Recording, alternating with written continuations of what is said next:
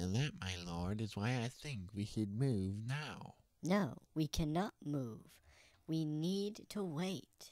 Yes, my servant is right.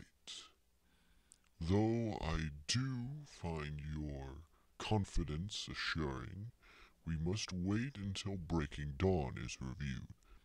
Joe's opinions on Eclipse are important and critical to my plan. You have fears that I will not hold my end of the bargain, but I am a man of my word. You shall have everything I promised. Hey, Subs, you're back! Sweet! So, how was your vacation? Cool! Well, we're reviewing the Eclipse today. Oh no. Oh no. You could skip out on the Dark Knight Rises review, but we are watching Eclipse. Let's go.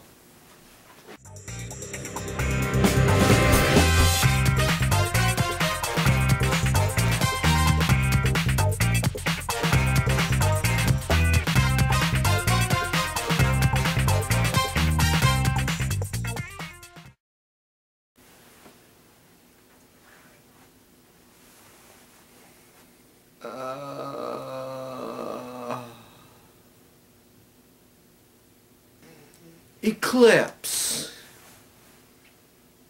As you all know, as I have been watching the Twilight movies, I have been ripping them new ones. In fact, I've given both Twilight and New Moon bombs.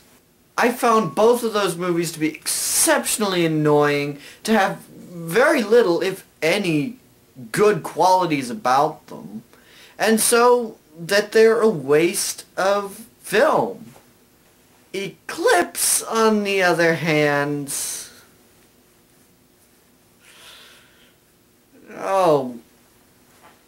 I can't believe I'm gonna say it. Get on with it. Yes, get on with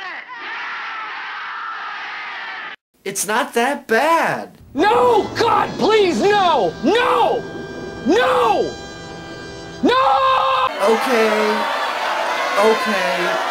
I understand why you guys are saying this. But let me explain. Firstly, this movie is not good.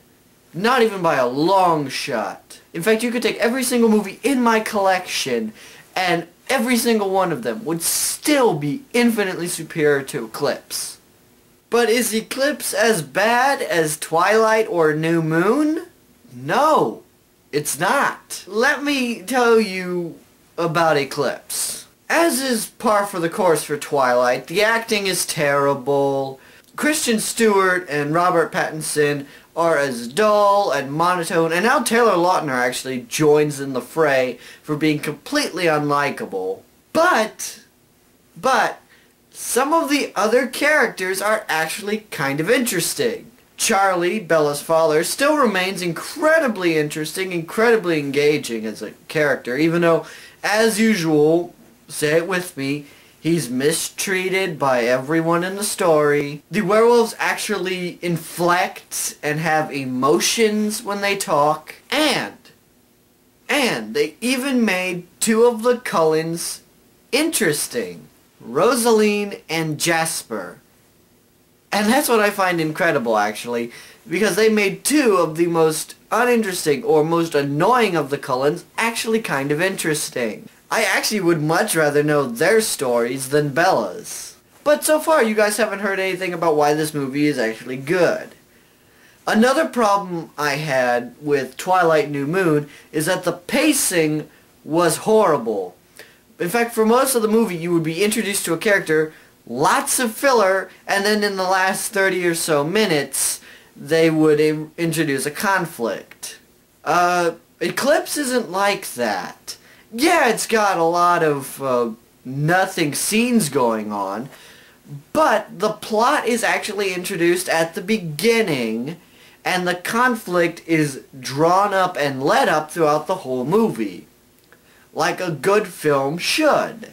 Again, this isn't a good film because even if the conflict is hinted at throughout the film, it's still secondary to a romance. A really really annoying, stupid romance, which is now a love triangle. Question I just want to ask. In the previous movie, Edward proposed to Bella. Made no sense. Here's what makes even less sense. Bella saying no. Let's think about this for a second. What happened when Edward said he'd leave Bella?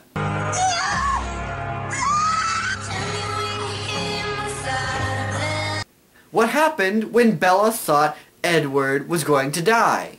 Kill me! If those were all instances when Edward left Bella's side, why would she have a problem with marrying the dude? She says no.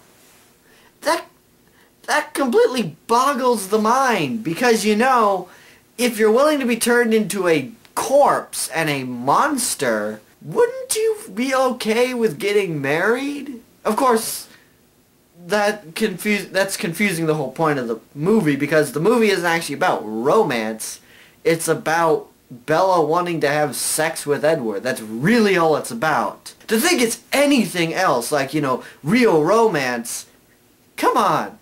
They're teenagers. But the worst part about the whole love triangle thing is that Taylor Lautner is now made just as horrible a person as Edward and Bella. But the worst part about the whole love triangle thing is that Taylor Lautner is now made just as horrible a person as Edward and Bella. Although this romance does have one of the funniest scenes ever. Bella punching Jacob in the face. Hey, subs, can we see that? Yes! Can we watch it again? Whoa! Screw it, just put it on loop!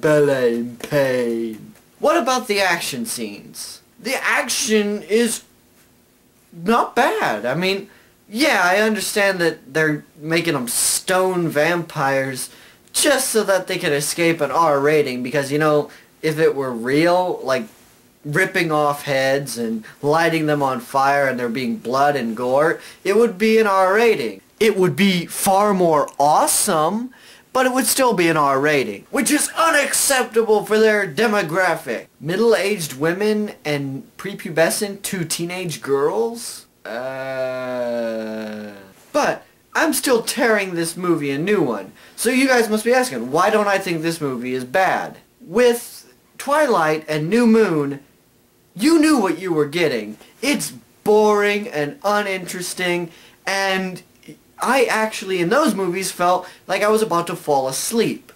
Throughout this movie, I was actually kind of wanting to see what was going to happen. There is actually a level of intrigue. It's really interesting, although it completely eludes me how people don't figure out who the villain is immediately, seeing as how she's the only person in the entire freaking franchise that has been shown to be a villain other than the Volturi. And we see how they're acting. Logic! And it's Bella! Bella who figures this out. The dumbest character in the story figures it out faster. But what about this movie do I think you would actually be able to watch? Because I'm going to give this movie a borrow or a rental. It's not a bomb, but I would say borrow this movie. I wouldn't rent it, but I would borrow it from a library or something.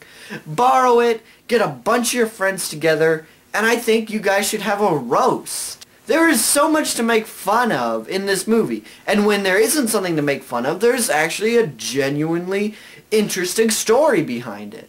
I see that this movie could have been actually decent. Granted, there's no way this movie could have been good at all, but it could have been better. This is the kind of movie that you get together with friends and you just rip it a new one. Whereas the other movies have nothing happening, so you would be bored throughout it, this actually has something going on. Granted, not a lot, but it does have something going on. And, again, just because I'm complimenting certain features doesn't mean I think this is a good movie. Oh, it's not. It is still a bad movie with bad characters and a horrible message. If people are supposed to emulate with Bella, I pity them. Bella is no one to emulate. She is conniving, manipulative, and she uses these people. And she goes around saying, oh, I don't want. But when you actually have to utter the lines, kiss me, that makes you conniving and manipulative. Because, here's the funny thing, she can't choose between two guys. Funny, the girl having commitment issues over the guys. Because that really happens a lot, doesn't it? Anyway, it's a borrow and rental. I'd say you can still skip it. I mean, if you're on your own, skip it. But if you're with friends, I would borrow or rent this movie. Well, I'll see you guys next week for Breaking Dawn Part 1, and we will finally finish the Twilight Saga for every movie that has been released. I'm Joseph Marks, and this has been Cinema in Review. I'll see you guys next week.